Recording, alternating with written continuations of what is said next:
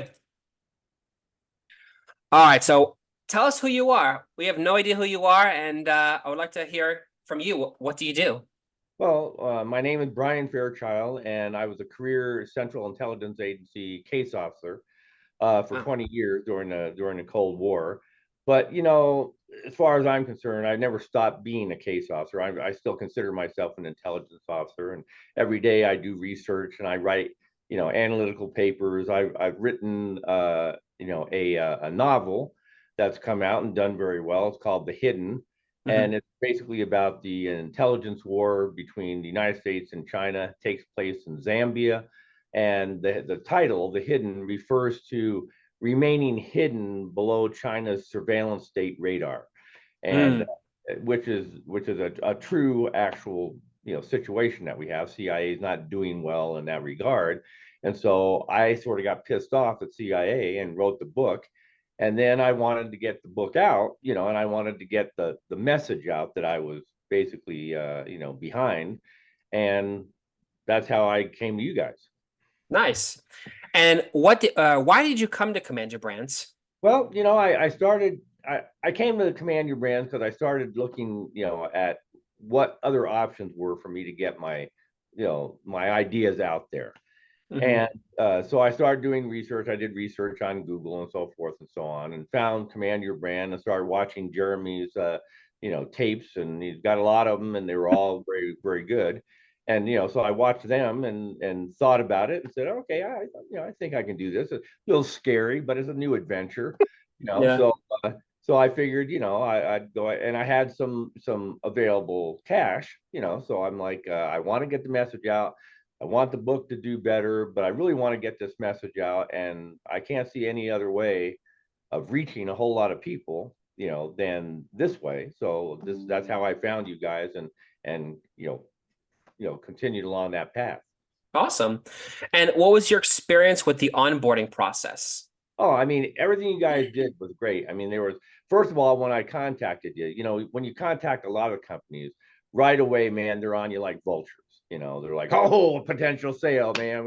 Okay, hey, Brian, we can do this. We can do this, Brian. Hey, we do it. But you guys Yeah. weren't like that. I mean, I made some initial contacts, and your people came back and said, yeah, well, we can help you, and here's some stuff you might want to look at and stuff, and but no high pressure. So Yeah. that was one of the first things that attracted me, and I figured, okay, well, I'll go to the next step, and so I went to the next step and the next step, and once I met, Rebecca, who became my PR person. I mean, I was sold. I mean, Rebecca was fantastic. I mean, out of all my years, like I was 20 years a case officer, and I did a lot of other things other than being a case officer. I was a Green Yeah. Beret and all this sort of thing, and all this stuff. Rebecca's one of the people that will stay in my memory as a key thought of a really good person, and a person who's there to help the team, and to help me get my message across. And it was perfect. I could, if I wanted to be a real famous person, which I don't, Josh, I'm not that guy. I didn't write the book to be rich and famous. I didn't go on camera to be rich and famous. But if I were to do that, if my motivation was to be rich and famous, I'd do everything I could to get Rebecca away from you guys and be my personal PR, Wow. assistant, because she would take me to all those heights, and I'm sure she would. So I don't know. Yeah. So the team and the whole onboarding process was fantastic. Awesome. And what value did you receive on your onboarding? Oh, now what do you mean by what value? I mean, Like what in your onboarding, like when you were coming on board, like did you feel like anything particular stand out to you that was like, wow, I feel like this was very helpful for me in terms of getting me onto these shows or oh being more yeah, of a yeah. guest? I mean, take from the beginning that I knew nothing. I mean, I didn't even really look into podcasts until I started doing this research. So Hmm. all of a sudden I discovered, podcasts. Well, and then I would do some more research, and it would say, well, podcasts are a big thing these days. I mean, podcast is a growing industry and all this sort of thing. And I Hmm. kept looking into it. And then when I contacted you guys and finally got into it with you about, onboarding and what you guys were going to do and how you were going to do it and how you were going to choose, getting my input on how you were going to choose the programs for me to go on and all this sort of thing. I mean, it was just, it was perfect. It was just one thing after another. And I saw the light at the end of the tunnel as we were going through that process. And I mean, there was nothing that I was surprised by. The only thing I didn't know myself was, well, how am I going to do this? How am I going to react to this? How will I be when I'm actually a host? Will I be Mm-hmm. scared? Will I have a tremor in my voice? What will the deal be? And it was kind of Yeah. like a new challenge and a new adventure. So I said, airborne, and Yeah. we went for it, and it all turned out well. And the first couple of times I would get on and be waiting for the host maybe for a half an hour, have done all the Zoom checks, free Zoom tests and all that. But Yeah. by the end, it was like, yeah, 5 minutes before I'm good. It's like, no problem. I'm Yeah. not worried about it. I've tested this thing. I know it's good. Let's go for it. So it was just great. I mean, no problems at all. Awesome. And what results did the program create for you, either in your business or like with your book or anything for you? Like what did it create for you? Well, what it created for me was the opportunity and the venue to get my message out, and my message got out to Yeah. tens of thousands of people. In Jeremy's, I did two interviews with Jeremy, and one of those interviews, he cut the interview up into different segments, and one of those segments got like 22,000 views. Wow. Yeah. So I mean, you can't beat that. Yeah. So Right. I mean, yeah, it was great, and everybody that I talked to, every host that decided they Mm, wanted me on because they were generally interested in what I had to say, yeah. and they would start off by saying, "Man, we got the CIA guy, and man, I'm really happy and fascinated about this stuff, and we're really looking forward to talking to Brian about this." And then we would get into these great conversations, and for the most part, they would say, "Hey, we don't have all the time, we don't have enough time in the world to cover all this stuff, but we got to have you back, and so from that point of view, it couldn't have been more successful. I'm just happy as I can be. Yeah. Awesome, man. And then how did appearing on podcasts help your messaging? Like how did it create for you the right message, the right time? Like explain that to me.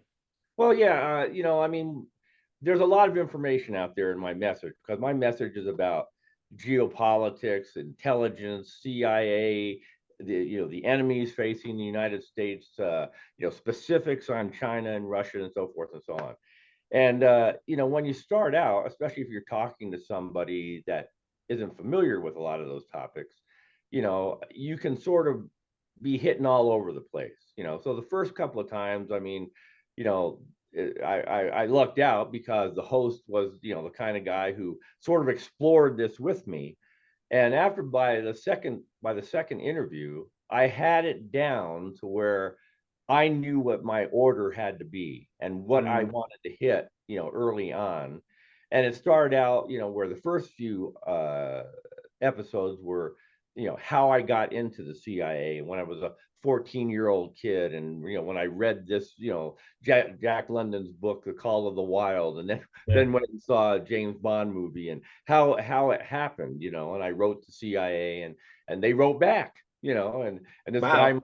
Michael Todorovich, wrote back and gave me the Todorovich plan, which I used right up until the time that I applied for the agency, and it worked. I mean, the advice he gave me, worked. So I mean, we started out like that, but then as we got into different, podcasts, I mean, right away, you could tell one host was interested in getting to, China, and another host was, ready to get into the new axis of evil, and so, I would just take it from there. But I had the routine down, by Yeah. then, and I knew where I was going to go and how I was going to get there and what I was going to say, when I got there. So I mean, it was good in that way too. I mean, it helped me, just like we were talking about Robin Williams or whatever. I mean, all these comics, they get up before the audience and they've got all Yeah. these jokes.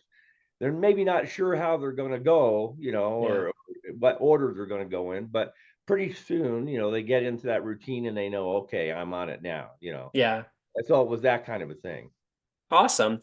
And was there any particular show or anyone that stood out to you that, wow, that was like a really good show, Oh, or any there, stories like yeah. that? Yeah. But I gotta say, that pretty much all of them were like that. You Yeah. know, and like they're Raul Labreach. I just had a one with him just yesterday. That was great. You Hmm. know, Gareth Ick. You Hmm. know, Wow. but all of them. I mean, it's not right for me to go and pick and choose now because every single one of the hosts were supportive. They, nobody, was anything but supportive and wanting the podcast to go as well as possible. And following Jeremy's advice, what when we were on before, pre-show, I would say to whoever the host was, look, what can I do to make sure that this podcast is the best podcast you've ever had? You Yeah. know, and they'd say, "Oh yeah, well that's great, man. I mean, just be yourself and do, and I'm really interested to hear about this, this, and this." And I'd say, "Well, I can tell jokes too. I can tell a couple of jokes. I always wanted to be that comedian. I always wanted to be Yeah. funny, but Yeah. so sometimes we'd wait until we were off, off camera, and then I'd tell them the jokes, and they'd say, "Hey, we got to do that next time." So, Yeah. it went like that. It was pretty good. So I don't really feel, fair in picking and choosing because every single one of the hosts that I was on that hosted me was great to me and supported me very well. So I like all. Awesome. That's great, man. Awesome. And is there anything else you would like to communicate in your experience working with Command Your Brands? Yeah, I mean, if you're a guy like me and you've got a message to get out, or even if you want to be rich and famous, I mean, I think command your brand is worth every penny, and especially if you can get Rebecca to be your PR person. So, Yeah. well, there you She's go. That's right. Good, man. And would you recommend Command Your Brands? Oh, absolutely, absolutely. Awesome. Awesome, man. Well, we loved having you. It was great working with you. Great working with you. All right, man. Um, awesome.